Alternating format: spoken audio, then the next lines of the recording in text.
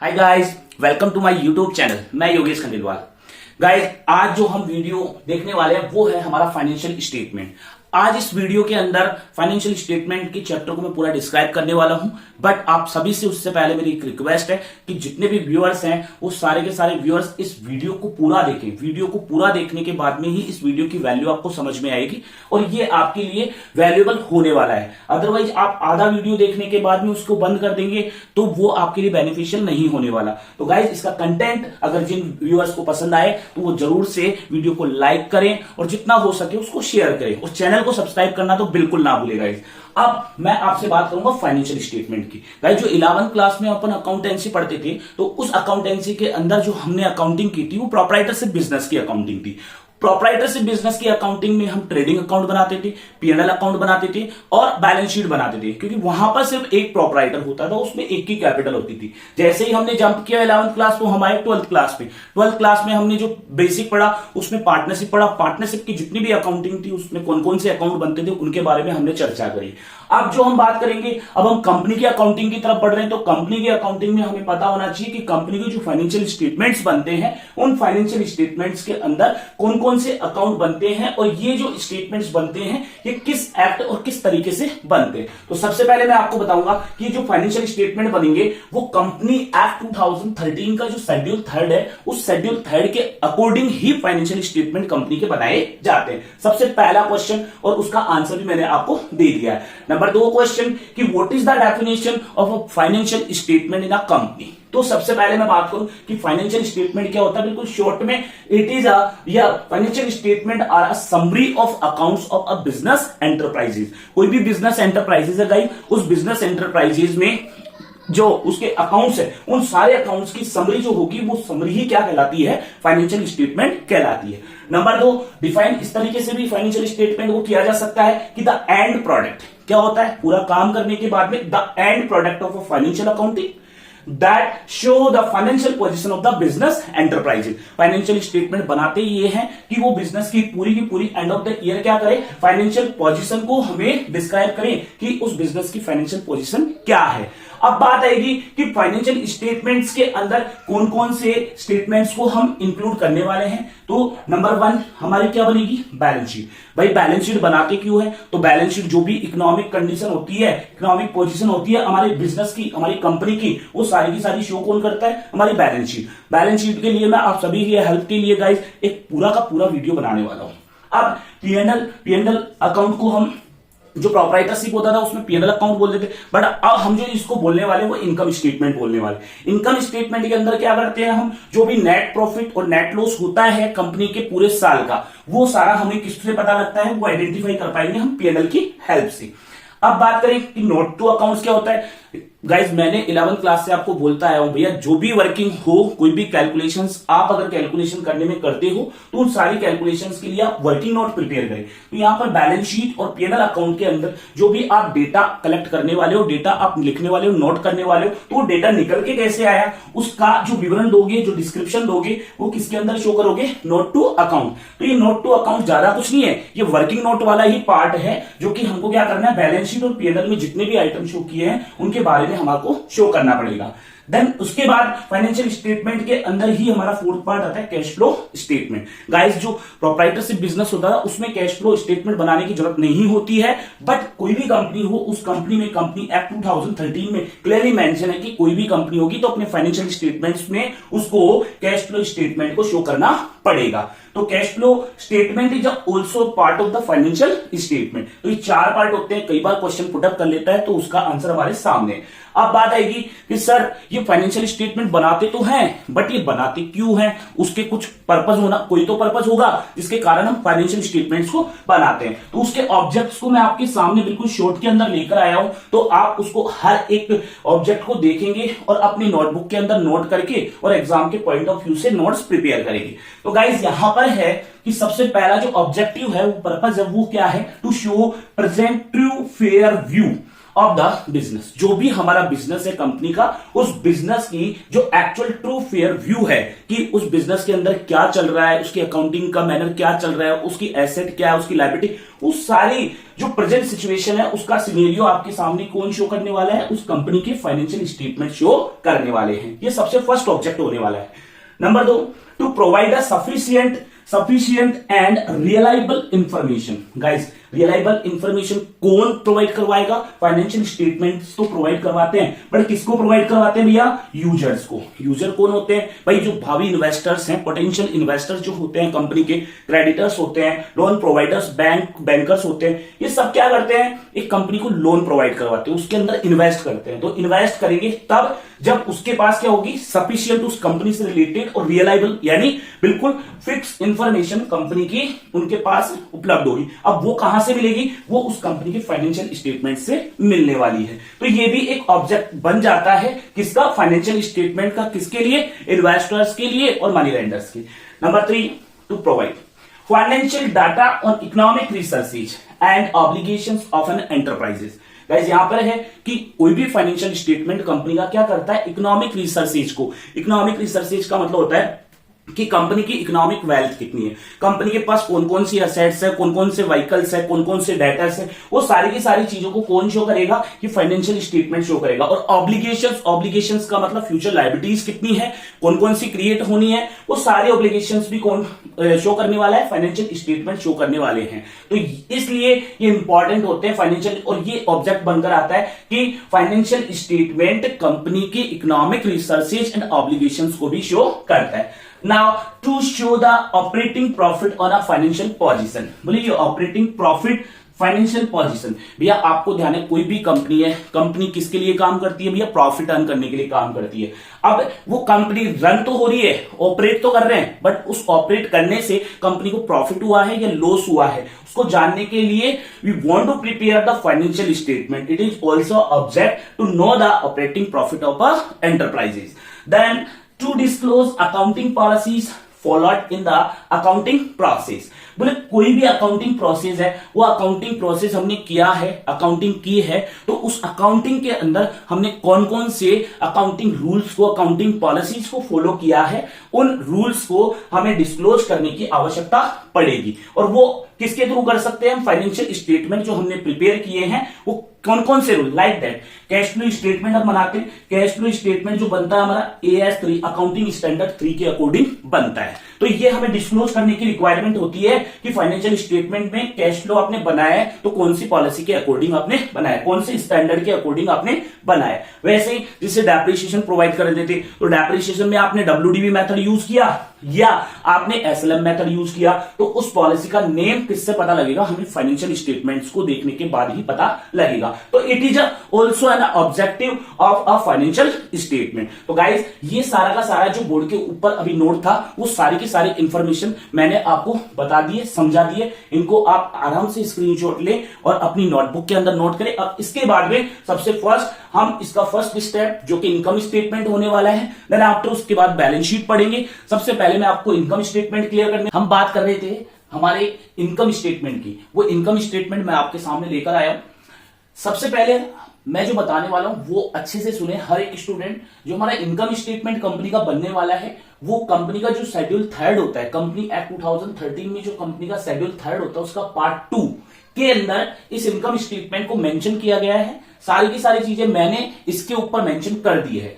अब वो जो मेंशन की है वो आप देखें। सबसे पहले यहां पर statement for P&L account for the year ended, जिस भी ईयर एंड पे हम मेंटेन कर रहे हैं, इसको प्रिपेयर करना है, तो वो ईयर एंड हमको मेंशन करना है। देन आफ्टर ये हमारा फॉर्मेट होने वाला है। मैं सबसे पहले आपको फॉर्मेट एक बार रिपीट कर देता हूं। तो फॉर्मेट को मैं बताऊं तो सबसे पहले revenue from operation, revenue from operation हम लेंगे। फिर उसके बाद में जितनी भी अदर इनकम होगी, अदर इनकम को ऐड करेंगे। तो इन दोनों इनकम्स को ऐड करने के बाद में हमारा टोटल रेवेन्यू निकल के आ जाने वाला है। फिर इसमें से expenses, cost of material consume, purchase of stock in trade, change in inventory of finish good, WIP and stock in trade.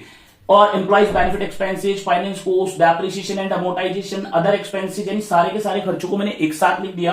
तो जितना भी टोटल रेवेन्यू था उसमें से टोटल एक्सपेंसेस को लेस किया। तो इन टोटल एक्सपेंसेस को लेस करने के बाद में हमारा प्रॉफिट बिफोर टैक्स निकल के आएगा। उसमें से हम लेस करेंगे हमारा टैक्स, जो भी क्वेश्चन में दिया हुआ होगा वो टैक्स हम लेस कर देंगे। तो हमारा प्रॉफिट आफ्टर टैक्स आ जाएगा, जो कि करंट ईयर का प्रॉफिट होगा, जो हमको कैलकुलेट करना था। अब हम एक एक बात को एक्सप्लेन करेंगे। सबसे पहले मैं आपके सामने देने वाला हूं रेवेन्यू फ्रॉम ऑपरेशन। क्यों? कई स्टूडेंट्स के माइंड में ये होगा, सर ये नोट नंबर आपने पुटअप किया करंट ईयर का और प्रीवियस ईयर का अमाउंट, करंट ईयर का अमाउंट तो हमको नोट करना ही करना है, जो कि क्वेश्चन में गिवन होगा। अगर प्रीवियस ईयर का अमाउंट भी क्वेश्चन में गिवन होगा तो हमको नोट करना है, अदरवाइज हमको नहीं करना। आजकल ये कंपनी एक्ट के जो प्रोविजंस है, उस प्रोविजन में प्रीवियस ईयर का इसलिए मेंशन करवाते हैं क्योंकि कंपैरिजन करना एक साल के प्रॉफिट को दूसरे साल के खर्चों से या प्रॉफिट से कंपैरिजन करना इजी हो जाता है, इसलिए हमें लिखना होता है। नोट नंबर के अंदर, नोट नंबर में क्या लिखा हुआ है कि भैया आपने रेवेन्यू फ्रॉम ऑपरेशन किस तरह से कैलकुलेट किया है, उसको मेंशन किया है नोट नंबर 1 में। फिर अदर इनकम नोट नंबर 2, मैंने आपको बताया था नोट टू अकाउंट्स का मतलब ही यही होता है कि नोट टू अकाउंट्स में आपको क्या करना होता है, एक्सप्लेन करना होता है कि कोई भी अमाउंट आपने जो पुट किया है यहां पर वो किस तरीके से कैलकुलेट किया है। सबसे पहले रेवेन्यू फ्रॉम ऑपरेशंस के लिए गाइस मैं आपको बता दूं, नोट नंबर 1 के अंदर मेंशन किया रेवेन्यू फ्रॉम ऑपरेशन। एक कंपनी दो तरीके से हो सकती है, दो तरीके की वर्किंग में हो सकती है। एक तो नॉन फाइनेंस कंपनी हो सकती है, एक ऐसी कंपनी हो सकती है जो कि फाइनेंस का वर्क करती है, यानी वो फाइनेंस कंपनी हो। सबसे पहले रेवेन्यू फ्रॉम ऑपरेशन को हम नेट सेल्स भी जानते हैं। अगर कौन सी कंपनी है, नॉन फाइनेंस कंपनी है। अगर फाइनेंस कंपनी है तो फाइनेंस कंपनी के अंदर कभी भी नेट सेल नहीं होगी। क्यों? क्योंकि फाइनेंस कंपनी के अंदर कभी भी कंपनी के थ्रू जो बिजनेस किया जा रहा है उसमें सेल कभी भी नहीं होगी। नॉन फाइनेंस कंपनी में जो रेवेन्यू फ्रॉम ऑपरेशन के अंदर जो आइटम मेंशन किए जाएंगे, सबसे पहले अगर सेल ऑफ गुड्स को प्रोवाइड कर रही है, गुड्स सेल कर रही है, तो सेल ऑफ गुड्स ही क्या हो जाएगा, रेवेन्यू फ्रॉम ऑपरेशन हो जाएगा। सेल ऑफ सर्विसेज, अगर कंपनी गुड्स ना देके सर्विसेज प्रोवाइड कर रही है तो सर्विसेज का आ जाएगा यहाँ पे sale of services. Sale of scrap, company में मान लो कोई भी कबाड़ लास्ट में रह जाता है, मैन्युफैक्चरिंग के बाद में जो कबाड़ रह जाता है उस कबाड़ को अगर सेल करती है कंपनी तो सेल ऑफ स्क्रैप वो क्या हो जाएगा, रेवेन्यू फ्रॉम ऑपरेशन का ही पार्ट होगा। कमीशन रिसीव्ड, अगर कंपनी ने कहीं पर भी कमीशन रिसीव किया है तो वो कमीशन जो रिसीव होगा वो भी पार्ट किसका हो जाएगा, नेट सेल का ही पार्ट हो जाएगा, यानी रेवेन्यू फ्रॉम ऑपरेशन का पार्ट हो जाएगा। अब गाइस यहां पर आता है कि अगर कोई नॉन फाइनेंस यानी फाइनेंस कंपनी हो तो भैया फाइनेंस कंपनी होगी तो वो कभी भी ना तो सेल ऑफ गुड्स करेगी ना वो सेल ऑफ सर्विसेज देगी। ठीक है, अब फाइनेंस कंपनी तो क्या करती है, फाइनेंस प्रोवाइड करवाती है। अब फाइनेंस प्रोवाइड करवाएगी तो उससे जो उसको इनकम होने वाली है वो इनकम ही उसके लिए रेवेन्यू फ्रॉम ऑपरेशन होगा। Like that interest received on investment, अगर कंपनी फाइनेंसिंग कंपनी है तो जो इन्वेस्टमेंट कंपनी कर रही है उसके ऊपर जो इंटरेस्ट रिसीव होगा वो interest he revenue from operation का पार्ट कहलाएगा। डिविडेंड रिसीव जो कंपनी कर रही है, gain on sale of investment जो कंपनी कर रही है, ये क्या हो जाएगा, कंपनी के लिए रेवेन्यू फ्रॉम ऑपरेशन का पार्ट हो जाएगा। गाइस मैं बार बार बोल रहा हूं कि नॉन फाइनेंस कंपनी के अंदर सेल या तो वो गुड सेल करेगी या सर्विसेज सेल करेगी या कोई स्क्रैप सेल करती है या किसी तरीके का कोई कमीशन रिसीव करती है, तो वो सारा का सारा किसके अंदर आ जाएगा, रेवेन्यू फ्रॉम ऑपरेशन में। बट फाइनेंसिंग कंपनी के अंदर फाइनेंस से रिलेटेड वर्क किया जाएगा और फाइनेंस से रिलेटेड जो इनकम होगी वो ही उसका रेवेन्यू फ्रॉम ऑपरेशन होगा। उन इनकम्स को मैंने डिस्क्राइब यहां पर कर दिया है। तो आप स्क्रीन को थोड़ा जूम करें क्योंकि मैंने छोटे छोटे वर्ड्स यहां पर लिखे हैं, क्योंकि बोर्ड का साइज जिस हिसाब से था उसी के अंदर मैंने मेंशन करने की कोशिश की है। तो थोड़ा जूमिंग करें और जूमिंग करके एक एक चीज को अच्छे से क्लियरली देखें आप। फिर नोट नंबर 2 यहां पर मेंशन है कि अदर इनकम। तो गाइज मैं आपको बता दूं, अदर इनकम के अंदर अगर कोई भी नॉन फाइनेंसिंग कंपनी है तो इंटरेस्ट रिसीव्ड ऑन इन्वेस्टमेंट, अगर कंपनी ने इन्वेस्टमेंट कर रखा है तो उसके ऊपर जो इंटरेस्ट रिसीव होगा गाइस वो कौन सा होगा, अदर इनकम का पार्ट होगा। Rent received, dividend received, gain on sale of investment, अगर कोई इन्वेस्टमेंट सेल किया है और उससे कोई गेन हुआ है तो उसको हम अदर इनकम के अंदर इंक्लूड करेंगे। Gain on sale of fixed assets, किसी तरीके कोई फिक्स्ड एसेट सेल किया है तो उस सेल से जो हमें गेन हुआ है उस गेन को भी हम अदर इनकम के अंदर ऐड करेंगे। क्रेडिटर्स रिटर्न बैक, अगर क्रेडिटर्स रिटर्न बैक हुए कम हुए तो वो भी हमारे लिए बेनिफिट होगा और उस बेनिफिट को भी हम अदर इनकम का पार्ट मांगेंगे। अगर कंपनी कौन सी है, नॉन फाइनेंसिंग कंपनी है तो ये होगा, क्योंकि फाइनेंसिंग कंपनी के अंदर तो इंटरेस्ट रिसीव्ड ऑन इन्वेस्टमेंट भैया रेवेन्यू फ्रॉम ऑपरेशन का ही पार्ट हो जाता है। Dividend received revenue from operation का ही पार्ट हो जाता है। Gain on sale of investment revenue from operation का ही पार्ट हो जाता है। इसलिए जो उसके लिए अदर इनकम का पार्ट होगा, नॉन फाइनेंसिंग कंपनी के लिए जो अदर इनकम का पार्ट होगा वो रेंट रिसीव्ड हो जाएगा। उसके अलावा gain on sale of fixed assets, क्यों, क्योंकि फिक्स एसेट्स को सेल करने के कारण अगर गेन हुआ है तो वो फाइनेंसिंग कंपनी के लिए ही भी अदर इनकम का सोर्स माना जाएगा। क्यों? क्योंकि असेट्स इन्वेस्टमेंट का पार्ट नहीं होती। तो यहां पे क्रेडिटर्स रिटर्न बैक ये जो होगा ये भी अदर इनकम का। तो गाइस ध्यान रखें कि अदर इनकम का पार्ट जो फाइनेंसिंग कंपनी होगी उसके लिए ये 3 होने वाले हैं, और बाकी नॉन फाइनेंसिंग कंपनी के लिए ये सारे के सारे क्या होंगे, अदर इनकम के सोर्सेज हो जाएंगे। तो उसको अदर इनकम के अंदर हम ऐड कर देंगे। तो गाइज नोट नंबर 1 और नोट नंबर 2 को आप जैसे ही ऐड करेंगे, रेवेन्यू फ्रॉम ऑपरेशन और अदर इनकम को जैसे ही ऐड करेंगे तो आपका क्या आ जाएगा, टोटल रेवेन्यू निकल के आ जाएगा। और मैंने इसको बोला नेट सेल। और how to calculate net sale? Net sale जो कैलकुलेट करते हैं सेल्स में से हम सेल्स रिटर्न को लेस कर देते हैं तो हमारा नेट सेल आ जाता है। तो रेवेन्यू फ्रॉम ऑपरेशन कई बार इतनी सारी चीजें ना देकर और आपको डायरेक्टली क्लियर दे रखा होता है सेल्स, और सेल्स रिटर्न गिवन होती है तो सेल्स में से आपको सेल्स रिटर्न लेस करनी होती है, वही आपका क्या हो जाता है, रेवेन्यू फ्रॉम ऑपरेशन हो जाता है। तो दोनों तरीके से कैलकुलेट करना गाइस आपको आना चाहिए। अब इसके बाद में ये हमारा इनकम वाला पार्ट था, जो कि इनकम वाला पार्ट हमने पुट कर लिया। इसके बाद हम आएंगे cost of material consume. Guys material consume जैसा कि एनपीओस के अंदर भी हम मटेरियल कंज्यूम निकालते हैं तो वही बात करते हैं कि कितना अपने पास ओपनिंग स्टॉक पड़ा था और उस ओपनिंग स्टॉक में हमने और स्टॉक कितना परचेज किया है और उसमें लास्ट में एंड ऑफ द ईयर हमारे पास कितना क्लोजिंग स्टॉक रहा है उसको हम लेस कर देते हैं तो हमारा क्या आ जाता है, कॉस्ट ऑफ मटेरियल कंज्यूम आ जाता है। यहां पर मैंने इसका वर्किंग नोट पुट कर दिया क्योंकि मैंने यहां पर मेंशन कर रखा है नोट नंबर 3। नोट नंबर 3 का मतलब आपको नोट मेंशन करना है कॉस्ट ऑफ मटेरियल कंज्यूम आपने किस तरीके से क्वेश्चन के अंदर कैलकुलेट किया है। तो यहाँ पे opening stock of raw material, कोई भी कमोडिटी या कोई भी वस्तु मैन्युफैक्चर कर रहे हैं तो उसका रॉ मटेरियल हमारे पास कितना पड़ा था, उसमें purchase of stock in trade का है कि बाहर से हमने कितना और परचेज किया है, माइनस जितना हमारे पास एंड ऑफ द ईयर बच जाएगा उसको closing stock of raw material को हम लेस कर देंगे तो हमारे पास कॉस्ट ऑफ मटेरियल कंज्यूम आ जाएगा। उसको हम यहां पर पुट करने वाले हैं। Then after purchase of stock in trade, purchase of stock in trade का मतलब है कि हम कोई भी जो बिजनेस कर रही है कंपनी उस बिजनेस के अंदर मैन्युफैक्चरिंग ना करके सीधा स्टॉक को परचेज कर रही है और परचेज करके फिर सीधा क्या कर रही है, सेल कर रही है। अगर वो परचेज कर रही है और सेल कर रही है डायरेक्ट और मैन्युफैक्चर नहीं कर रही तो वो जो परचेज किया गया स्टॉक है उसी को हम स्टॉक इन ट्रेड के नाम से जानेंगे और उसको हम डायरेक्टली यहां पर पुट कर देंगे। उसके लिए कोई स्पेसिफिक हमको वर्किंग नोट बनाने की रिक्वायरमेंट नहीं होगी। Then after change in inventory of finished good, WIP and stock in trade. Guys देखिए इन्वेंट्री एक बड़ा वर्ड है, इसका स्कोप क्या होता है, वाइड होता है। अब स्कोप वाइड क्यों होता है, क्योंकि इन्वेंट्री के अंदर 3 चीजें मेंशन होती है। एक तो फिनिश गुड मेंशन होती है, एक कंटेंट जो करता है वो WIP का कंटेंट होता है, एक स्टॉक इन ट्रेड का कंटेंट होता है। भैया स्टॉक इन ट्रेड का मतलब होता है रॉ मटेरियल, यानी कोई भी कच्चा माल, एक शर्ट भी बनता है ना तो उस शर्ट के लिए भी सबसे पहले रॉ मटेरियल जो होगा वो कपड़ा होगा। जो कपड़ा है वो कपड़ा फिर जाएगा प्रोसेस के अंदर, जो दर्जी है उस कपड़े को क्या करेगा, सिलेगा, तो उसको एक खाका तैयार कर देगा उसका कटिंग वटिंग करके, तो वो उस टाइम पर जो प्रोसेस होता है उसको हम बोलेंगे WIP यानी वर्क इन प्रोग्रेस। जब वो कपड़ा बनकर यानी एक शर्ट बन जाएगा, शर्ट बन के और वो रेडी टू सेल कंडीशन के अंदर आ जाएगा तो वो कहलाएगा क्या, फिनिश गुड। और वो फिनिश गुड जब बन जाएगा तो इसलिए इन्वेंट्री के अंदर इन तीनों चीजों को, रॉ मटेरियल के स्टॉक और WIP का स्टॉक यानी वर्क इन प्रोग्रेस का स्टॉक और फिनिश गुड के स्टॉक को, तीनों को हम इन्वेंट्री के अंदर इन्वॉल्व करते हैं। तो चेंज इन इन्वेंट्री से यहां पर मतलब होता है कि आपको अगर क्वेश्चन के अंदर opening stock of raw material दे रखा हो, ओपनिंग स्टॉक ऑफ WIP दे रखा हो या opening stock of finish good दे रखा हो और क्लोजिंग स्टॉक भी इनके गिवन हो, तो ओपनिंग स्टॉक में से क्लोजिंग स्टॉक को क्या कर दिया जाएगा, लेस कर दिया जाएगा। तो ओपनिंग इन्वेंट्री जो भी होगा, चाहे वो रॉ मटेरियल का हो, चाहे WIP का हो, चाहे फिनिश गुड का हो, उसमें से क्लोजिंग इन्वेंट्री को लेस कर देना। जो भी अमाउंट आएगा, माइनस में आता है तो माइनस में शो कर देना, प्लस में आता है तो प्लस में हमको शो कर देना है यहाँ पे। इसके बाद गाइस हमारा जो नेक्स्ट है वो होगा the employ benefit expenses. Employ benefit expenses ऐसे एक्सपेंसेस कंपनी जो एक्सपेंसेस अपने एम्प्लॉइज के ऊपर करती है जिसका बेनिफिट एम्प्लॉइज को मिलता है, उन एक्सपेंसेस को ही हम एम्प्लॉय बेनिफिट एक्सपेंसेस के नाम से जानते हैं। कौन कौन से एक्सपेंसेस ऐसे हैं जिनका बेनिफिट एक एम्प्लॉय को मिलता है, तो कंपनी के एम्प्लॉय को मिलने वाला बेनिफिट जो है सैलरी एंड वेजेस बेनिफिट है, कंट्रीब्यूशन टू PF यानी PF के अंदर कंट्रीब्यूशन कंपनी कर रही है तो वो अपने एम्प्लॉय के लिए क्या होने वाला है, बेनिफिट होने वाला है। स्टाफ वेलफेयर के लिए, स्टाफ की सुरक्षा के लिए या स्टाफ के हित में कोई भी खर्चा अगर कंपनी करती है तो स्टाफ वेलफेयर एक्सपेंसेस के नाम से जाना जाएगा।